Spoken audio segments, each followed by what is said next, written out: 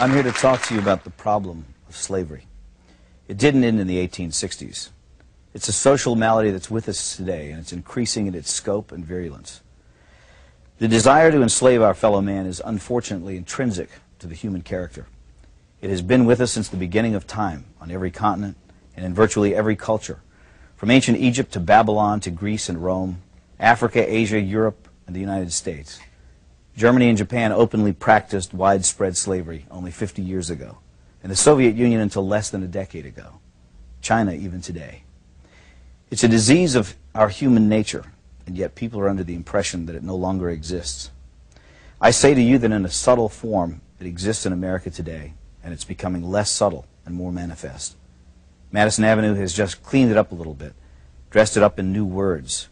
The slave master is now Big Brother, someone to protect you, someone to confide in. But it's all the same. He owns your life.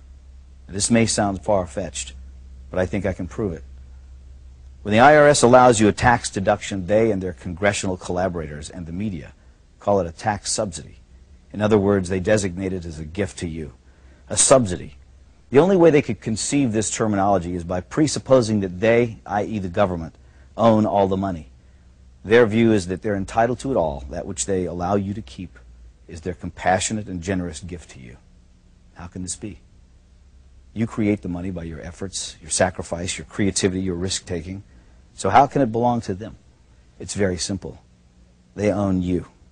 They own everything you produce, your money, your house, your thoughts and ideas, your children. If you go to a foreign country to work, you still have to pay the U.S. income tax.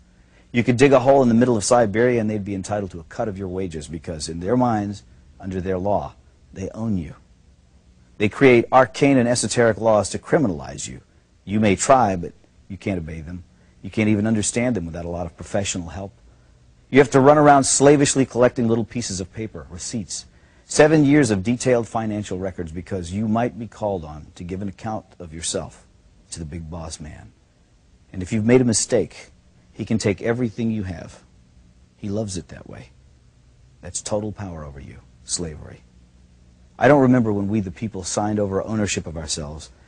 It just gradually happened by them taking more and more of our freedom. But here's the worst part. It's really only just begun. In this modern age, the information age, getting your money is not enough, even though money, don't let anyone deceive you, is the material source of your freedom. Now, however, they want your mind.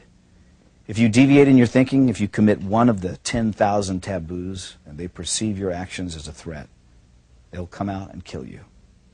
It was the thought police who killed the children at Waco and Ruby Ridge. Neither David Koresh nor Randy Weaver, whatever things might be said about them, had ever mugged anyone, robbed a 7-Eleven, or committed forcible rape or murder. But they did have unorthodox views, and therefore it was necessary to round them up and deal with them. Whatever their crimes were, they could have been arrested and tried openly in a court of law. But that was not the aim of certain factions in the government. These statists wanted a massive demonstration of force to show who was boss. The penalty for resisting is death. After all, we're not free. We belong to the government, and deviant thoughts will not be tolerated. In the aftermath of the horrible Oklahoma City bombing, government propagandists tried to intimidate the people into silence by recklessly linking criticism of the government to acts of murder. Some people ask, how can you fear your government and claim to love your country? Our response is, how can you love your country without fearing your government? Who else holds a counterfeit license to kill, incarcerate, and confiscate for non-crimes? Remember, America is about liberty first and last, not obedience to bureaucrats. The Washington power clique wants you to shut up, get in line, do what you're told to do, and most outrageously, think what you've been told to think.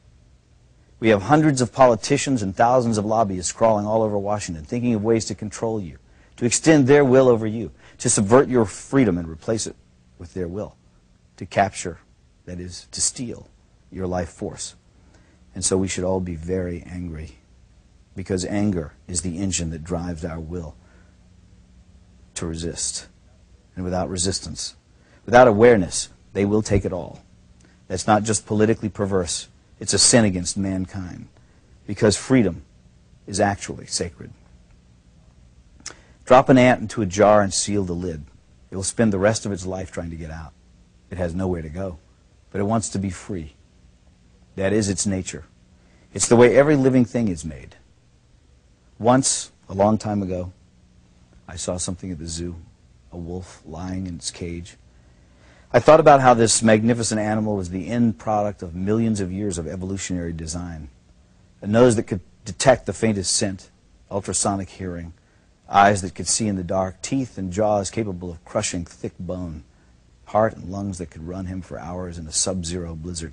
And yet there he was, lying forlorn and full of despair. He was well fed. He had a clean habitat and water and medical care. So what was the problem? He was sick with the knowledge that his wonderful powers would never be exercised again.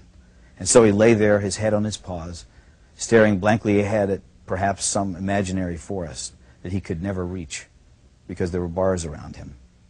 They had not killed his body, but they were destroying his soul. God gave Adam and Eve freedom, even though he knew they would invite death into the world. That's how important freedom is in the divine scheme of things, and that's why we urge you to defend it always.